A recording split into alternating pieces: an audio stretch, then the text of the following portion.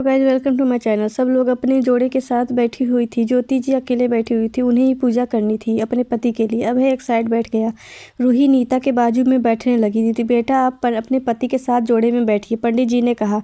रूही ने उनकी बात सुनी और हाँ में सर हिलाकर अभय के बाजू में बैठ गई। अभय ने रूही को देखा।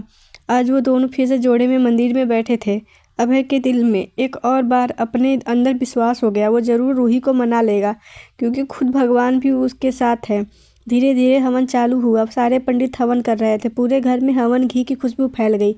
बेटा जो आपकी सास ने प्रसाद बनाया है उसे ले आओ, पंडित जी ने रूही को देख कहा। रूही खड़ी हो गई और किचन की तरफ बढ़ गई।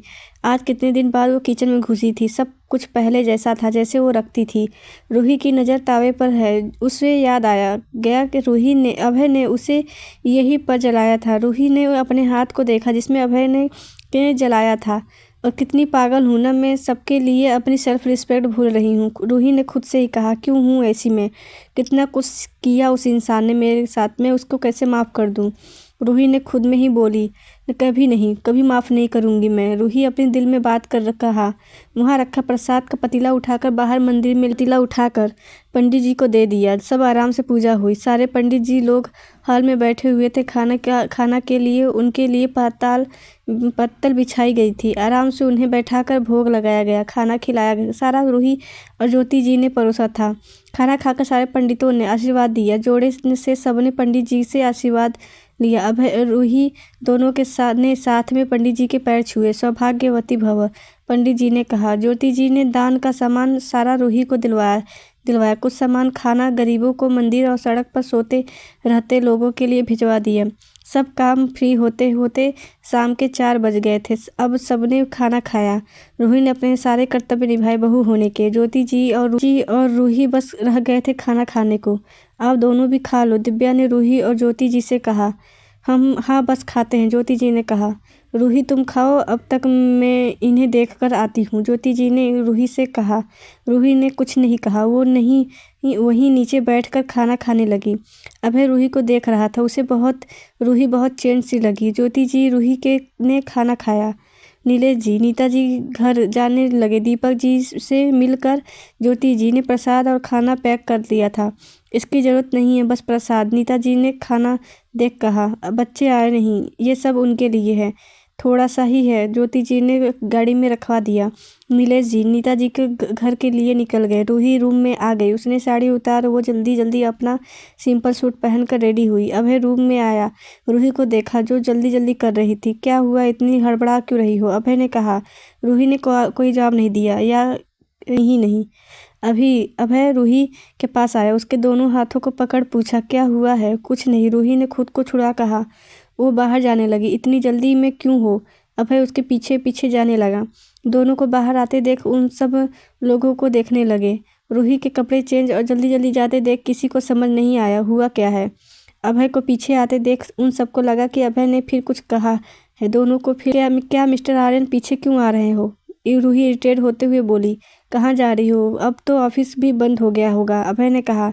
जहन्नुम में चलोगे? रूही ने गुस्से में दांत पीस कहा। तुम जाओगी तो मैं भी चलूँगा, वहीं साथ रहेंगे, अभय ने अपने दांत दिखा कहा। रूही अपने दांत पिसते हुए बाहर जाने लगी। क्या हुआ बेटा, दादी ने रूही से पूछा।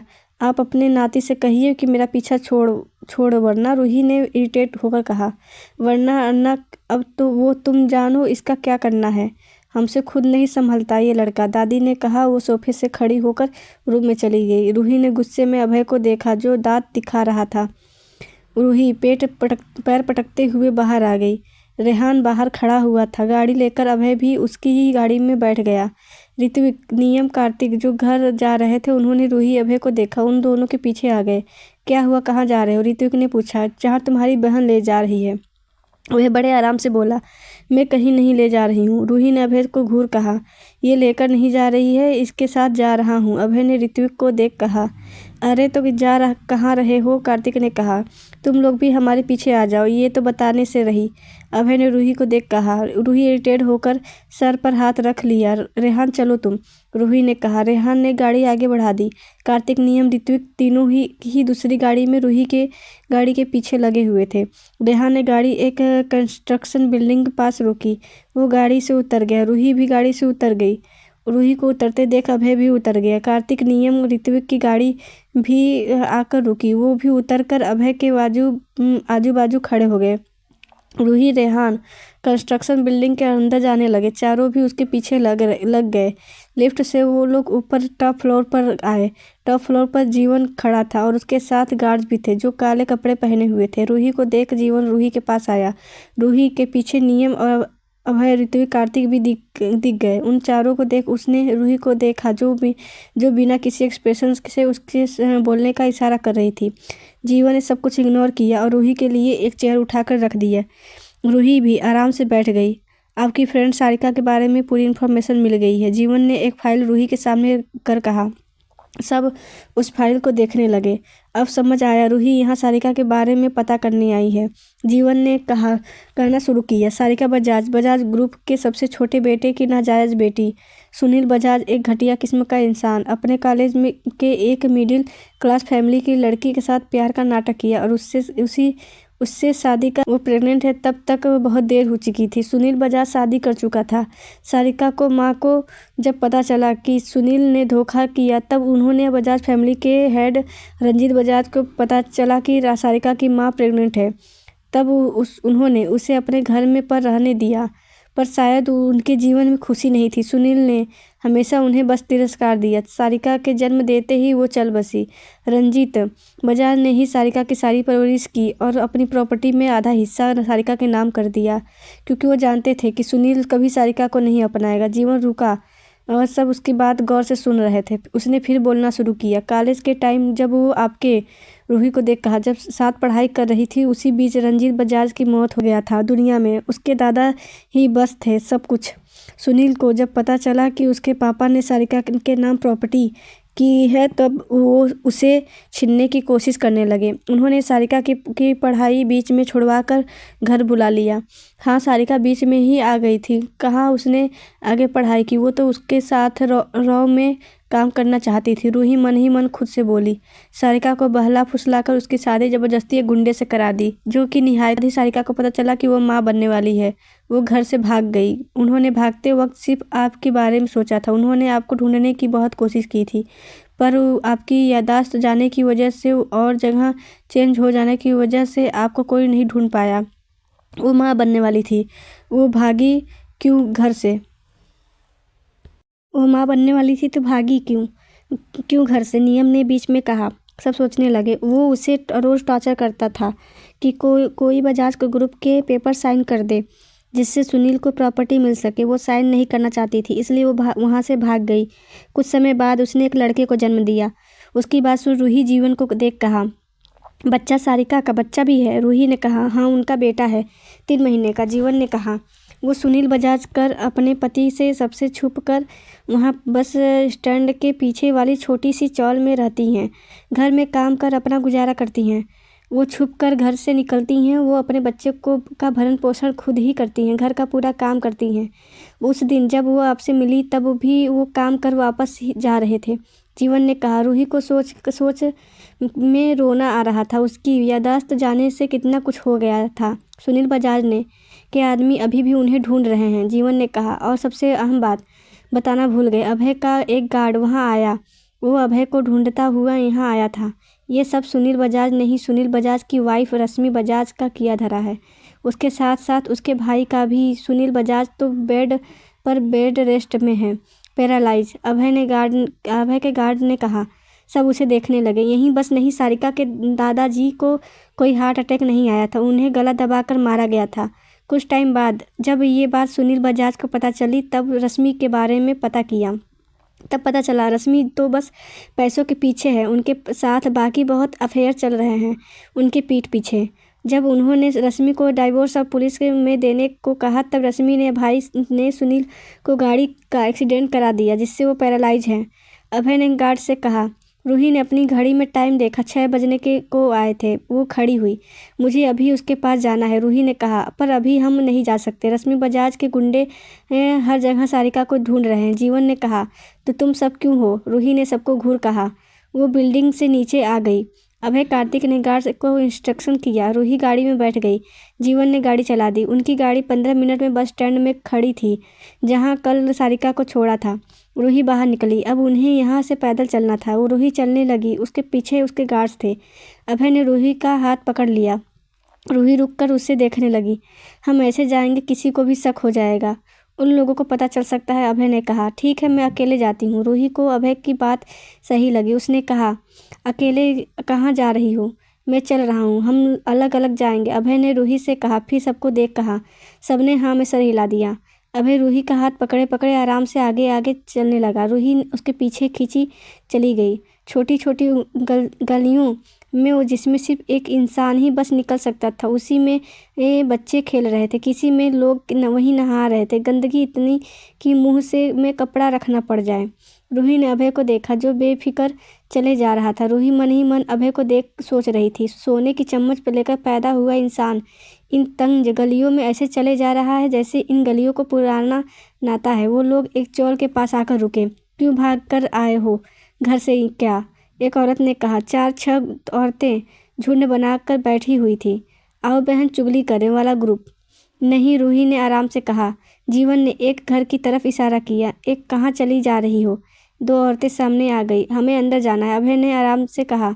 क्यों जाना? इधर ऐसा कोई ऐरा गैरा नहीं आएगा, औरत ने कहा।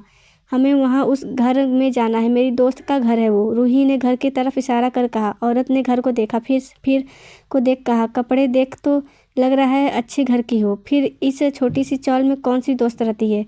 यह सिर्फ बोलना होता है, छोटा बड़ा कोई नहीं होता, सब अपनी मेहनत से आगे बढ़ते हैं, अभय ने आराम से कहा। औरतें सारी अभय को देख रही थी। अरे कहाँ ऐसा लड़का देखने को मिलता है, हैंडसम सा, शादीशुदा हो। एक औरत अभय को देख बोली। अभय ने उस औरत की तरफ देख कहा, हाँ ये मेरी बीवी है। अच्छा, औरत ने मुंह बनाकर कहा। अब रूही उस औरत को देखने लगी। हम वहाँ जा सकते हैं? अभय ने कहा। हाँ जाओ। दोनों औरतें किनारे हो गईं। रूही अभय एक दूसरे को देखने लगे। रूही अभय आगे बढ़े और घर की कुंडी को खड़खड़ाया। रूही अभय एक दूसरे को देख रहे थे, अंदर से गेट खुलने का वेट कर रहे थे। जो वहाँ रहती वो काम पर गई है, वहाँ कोई नहीं है, औरत ने कहा। रूही अभय उस औरत को देखने लगे। पर गेट तो अंदर से लगा है, रूही ने कहा। हाँ वो गेट खराब है, इसलिए अंदर से गेट लगाकर इस खिड़की, औरत ने छोटी सी खिड़की की तरफ इशारा किया, इससे बाहर निकल आते हैं, औरत ने कहा। अभय रूही उस छोटी सी खिड़की को देखकर एक दूसरे को देखने लगे। इतने कम किराए ने यही मिलेगा, औरत ने मुंह बना कहा। रूही को अब सारिका के लिए बहुत बुरा लग रहा था। वो सही समय में साथ नहीं थी उसके। अभय ने गेट की तरफ देख एक जोर से लात मारकर गेट तोड़ दिया। औरत जोर से चीखी। वो अभय रूही के पास ने लगी। वो आ पाती अभय ने गार्ड्स ने पूरी चौल को घेर लिया। अभय रूही को देख प्रोटेक्ट करने लगे। हाय राम, मेरा गेट तोड़ दिया और मुझे बड़ा आदमी होने का घमंड दिखा रहा है। औरत अपने सर पर हाथ मारने लगी। सब अपने अपने घरों से बाहर निकल देखने लगे, कुछ वीडियो बनाने लगे। और पर ज़्यादा देर तक नहीं। अभय ने पहले ही सिग्नल प्लेट लगवा दी थी, जिससे सारे मोबाइल के सिग्नल ब्लॉक हो गए और सिग्नल जाने से बैटरी लो हो गई और फ़ोन बंद हो गया, जिससे लोग वीडियो नहीं बना पाए। अभय ने नियम को देखा। नियम ने जल्दी से अपने पॉकेट से 5,000 निकालकर उस औरत के सामने कर दिए। हमारे जाने के बाद गेट की मरम्मत कर देना, नियम ने कहा। औरत खुश हो गई। कहा, वो 400-500 गेट आता है। 5,000 मिल गए। रूही ने घर के अंदर कदम रखा। वहाँ सिर्फ एक ही कमरा था, जगह जगह जाले लगे हुए थे। धूल, वहीं बीच में छोटी सी चटाई बिछी हुई थी। बस वहीं छोटा सा वाशरूम, किचन भी न हो ही कहो तो अच्छा है, बस छोटी सी प्लेट लगी हुई थी। उसी में गैस स्टोव रखा था। छोटे छोटे पैकेट थे कागज़ के, जिससे मसाला रखा था। बर्तन के नाम पे भी 2 ही चीज़ें थी बस। रूही अंदर आई, सब जगह देखने लगी। अभय भी रूही के पीछे आ गए, उसके पीछे नियम, कार्तिक और ऋत्विक जीवन भी। सब कमरे को देखने लगे। कहाँ वो राजकुमारी की तरह रहती थी और कहाँ वो ऐसे रूही सारिका को याद कर रही थी। अभय वहीं चटाई में बैठ गया। रूही ने अभय को देखा, जो आराम से बैठा हुआ था। उसे धूल कपड़े गंदे होने की कोई फिक्र नहीं थी, बस आराम से बैठा था। ऐसे क्यों देख रहे हो? अभय ने रूही को देखता पाकर कहा। रूही ने उसकी बात सुन जल्दी से दूसरी तरफ चेहरा कर लिया। अभय कुछ याद आया इस घर को देखकर। ऋत्विक घर की खिड़की खोल कहा, हाँ हम भी ऐसी ही जगह में रह चुके हैं, अभय ने कहा और हंस दिया। आप लोग ऐसी जगह में? नियम ने कहा। हाँ, हम सब जब ज़्यादा नहीं 18 साल के थे, दादाजी ने हमें पनिशमेंट दी थी, ऋत्विक ने कहा।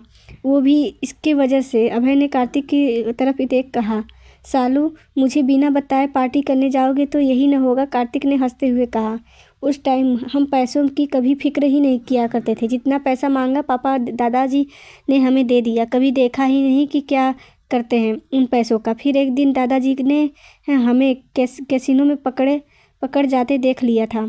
अभय ने उन दिनों को याद कर कहा, फिर क्या दादाजी ने हमारी डांट लगा दी और 2 महीने के लिए हमें घर से निकाल दिया। ऋत्विक ने कहा। सब उन दोनों को देखने लगे। कहाँ जाते हम लोग? जो पैसे थे उनसे हम दोनों ने कुछ दिन तो चल लिए, फिर पैसों की कमी हो गई, हम दोनों काम ढूंढने निकल गए। अभय ने कहा, थोड़े बहुत पैसों से हमने ऐसे ही घर लिया। ऋत्विक ने कहा, हाँ ऋत्विक ऑटो चलाया करता था उस समय टाइम, और इसने एक को भेड़ दिया था। अभय ने ऋत्विक की तरफ देखकर हंसने लगा। हाँ उस दिन तो मैं इतना डर गया था, अच्छा हुआ उस इंसान को लगी नहीं। मैंने कितनी हॉर्न मारी थी बस, पर उसने सुना ही नहीं, तो क्या भीड़ दिया मैंने। ऋत्विक ने कहा, हमारे पास भी कुछ नहीं था। फिर एक टाइम आया जब घर का किराया भी भरना और खाने का भी देखना, पर पैसों की समझ उस दिन आई कि ज़िंदगी में पैसा कितनी मुश्किल से है, पर उड़ना बहुत आसान। अभय ने कहा, हाँ और कुछ दिन बाद ये भी हमारे साथ रहने के लिए आ गया था, ये कहकर कि इसे हमारे बगैर मन नहीं लग रहा। ऋत्विक ने कार्तिक का गला पकड़ कहा, चलो मैं तुम लोगों को अपने हाथ की टपरी स्पेशल चाय पिलाता हूँ। अभय ने अपनी जगह खड़े हो कहा। रूही अभय को देखने लगी, तुम इधर बैठो और मेरे हाथ की चाय एंजॉय करो। और अभय ने रूही को अपनी जगह बैठा कहा। रूही आराम से चटाई में बैठ गई। अभय चाय बनाने के सामान ढूंढने लगा, पर उसे चाय की पत्ती मिली ना शक्कर। अभय ने एक गार्ड से कहा, जाओ पास की शॉप से चाय बनाने की सामान ले आओ। गार्ड उसकी बात सुन चला गया। अभय ने अपनी शर्ट के बाजू को मोड़कर बालों को सेट किया। ये इंसान कभी किसी को नहीं छोड़ता। शादीशुदा औरत भी इस इंसान के पीछे पड़ जाती है। सब जगह इसे अपनी पर्सनैलिटी दिखानी जरूरी होती है। उसने खिड़की के पास देखा जहाँ सारी औरतें अभय को देख रही थी। उसका मुंह बन गया। अभय ने स्टोव चालू किया। रूही उसे देख रही थी। अभी तो उसे ये सब खुद नहीं आता और अभय को आता है। अभय ने पतीला उठाकर स्टोव में रखा और पानी डाल दिया। जब तक गार्ड शॉप से सामान ले आया, अभय आराम से चाय बना रहा था। वही औरत अपने मुंह पर दुपट्टे से ढके हुए रखा था, हाथ में थैला लिया हुआ था। वो जल्दी इधर उधर देख कर चल रही थी। बार बार पीछे पलट कर देख रही थी, जैसे कोई उसका पीछा कर रहा हो। चोर में इतनी भीड़ देख वो डर गई। वो जल्दी झाँक कर देखा। भीड़ में ही उसे काले कपड़े पहने हट्टे कट्टे लोग दिखे। वो डर गई और भागने को हुई, पर उसे चारों तरफ से घेर लिया गया। हमारे सर मैडम आपका वेट कर रहे हैं अंदर, एक गार्ड ने अपनी भारी आवाज़ में कहा। कौन सर मैडम? लड़की ने डरते हुए कहा। उसकी आवाज़ में डर साफ दिख रही थी। आप जाकर देख लीजिए, गार्ड ने कहा। लड़की अपने घर की तरफ गई, जहाँ बहुत सारी भीड़ लगी हुई थी। पूरे चौल की नज़र उसके घर पर थी। उसे आता देख सब उसे देखने लगे। वो अपने घर की तरफ बढ़ी। उसके हाथ पैर काँप रहे थे। वो जैसे ही घर में घुसी, एक प्यारी सी आवाज़ आई, आ गई तुम सारिका? अंदर से रूही के गेट पर खड़ी सारिका को देख कहा, तो ये छुप कर आती लड़की सारिका है। सारिका ने अपने घर में रूही और बाकी सबको देखा जो आराम से बैठे हुए थे। रूही खड़ी होकर सारिका के पास आई और उसके इधर उधर देखने लगी। तू सारिका इसके आगे कहती तो रूही ने उसके हाथ में से थैला ले लिया। सारिका उसे थैला लेता देख डर गई। वो उसे लेने को हुई कि रूही दूर हो गई और बैग खोलकर देखा। आओ कितना क्यूट है, रूही ने पाउट बना कहा। मुझे भी देखना है। नियम भी अपनी जगह खड़े होकर भाग कर आया। रूही थैला उसके साफ कर दिया। थैले में एक छोटा सा बच्चा उन दोनों को टुकुर देख रहा था। कितना प्यारा है, नियम ने कहा। रूही ने आराम से उस बच्चे को गोद में लिया। वो सारिका को वहीं खड़ा छोड़ बच्चे को लेकर आई और सबके साथ खिलाने लगी। सारिका ने रूही को देखा जो बच्चा खिला रही थी। लो चाय पियो, अभय ने सारिका की तरफ एक चाय का कप बड़ा कहा। सारिका ने अभय को देखा। ये इतना बड़ा बिजनेसमैन उसके छोटे से घर में चाय बना रहा है। अभय को उसने कभी पर्सनली नहीं देखा था। बस उसने मैगजीन और टीवी में देखा था बस। लो, अभय ने सारिका को देखता पा कहा। सारिका ने कप ले लिया। अभय ने सारे गार्ड्स को चाय दी। सर हम ड्यूटी टाइम में हैं, एक गार्ड ने कहा। ड्यूटी मेरे लिए ही कर रहे हो, चाय पी लो, फिर कभी नहीं मिलेगी। खुशनसीबी तो हो तुम, मेरे बनाई चाय मिल रही है। अभय ने खुद की तारीफ कर कहा। गार्ड ने चाय उठा ली। सब बच्चे को लेकर लड़ रहे थे। नियम कहता है मैं लूँगा, रूही कहती है मैं, कार्तिक अलग। वो बच्चे को छोटे छोटे कहीं पैर नाक मुंह देखने में लगा था। बच्चा इतनी आवाज़ सुनकर रोने लगा। सारिका ने बच्चे की रोने की आवाज़ सुनी तो वो जल्दी से उसके पास आई, बच्चे को गोद में ले लिया। बच्चा माँ की गोद में आते ही चुप हो गया। तुम इधर क्यों? सारिका ने संकोच कर कहा। क्यों, अपनी दोस्त से मिलने नहीं आ सकती? रूही ने सारिका को देख कहा। नहीं, ऐसा नहीं है। सारिका ने रूही को देख कहा। उससे रूही की बात करने में थोड़ी हिचकिचाहट हो रही थी। तो कैसा है? रूही ने सारिका को घूर देख कहा। सारिका ने कुछ नहीं कहा। मैं तुम्हें और इसे लेने आई हूँ। रूही ने आराम से सारिका और बच्चे की तरफ इशारा कर कहा। मैं ठीक हूँ यहीं। सारिका ने सर झुका कहा। ठीक है, तुम्हें नहीं जाना तो बच्चे को ले जाती हूँ मैं। रूही ने बच्चे को ले कहा। नहीं, सारिका ने बच्चे को कसकर पकड़ लिया। तो चलो मेरे साथ, रूही ने कहा। क्यों ले जा रही हो? हम ठीक हैं यहाँ, सारिका ने कहा। मैंने पूछा नहीं, मैं बताया है मेरे साथ चल रही हो, रूही ने थोड़ा तेज चिल्लाते हुए कहा। उसे सारिका के ऊपर गुस्सा आ रहा था। सारिका उसकी आवाज़ सुन डर गई। ऐसे नहीं चिल्लाते, आराम से बात करो। अभय ने आराम से रूही को से कहा। देखो मुझसे सीखो, मैं कैसे आराम से बात करता हूँ। अभय ने रूही को देख फिर सारिका को देख आराम से प्यार से कहा। अगर तुम हमारे साथ नहीं चलोगी तो मैं बजाज फैमिली और उस गुंडे को तुम्हारा पता दे दूंगा। सब अभय की बात सुन उसे शौक में देखने लगे। ये इसका आराम था। इसके दिमाग में यही बात घूम गई। सारिका अभय की बात सुन डर गई। उसके मुंह से बस निकला, नहीं। हाँ, तुम हमारी बात मानो और हमारे साथ चलो। तुमसे प्रॉमिस करता हूँ तुम्हें और तुम्हारे बच्चे को कुछ नहीं होगा। तुम दोनों मेरे साथ सुरक्षित रहोगे। अभय ने सारिका के सर पर को आराम से फेर कहा। रूही ने अभय को देखा जो कितने प्यार से सारिका से बात कर रहा था। मुझसे तो कभी ऐसे बात नहीं की और आज इससे। रूही अभय को घूरने लगी। अभय ने रूही को घूरने का एहसास हुआ। वो रूही की तरफ देखा। जल्दी से अपनी बात संभाल कहा। मतलब हमारे साथ सुरक्षित रहोगी। अभय को जल्दी से बात पलटता देख कार्तिक नियम ऋत्विक मुंह दबाकर हंसने लगे।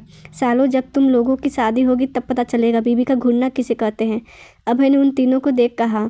सारिका ने रूही को देखा और हाँ में सर हिला दिया।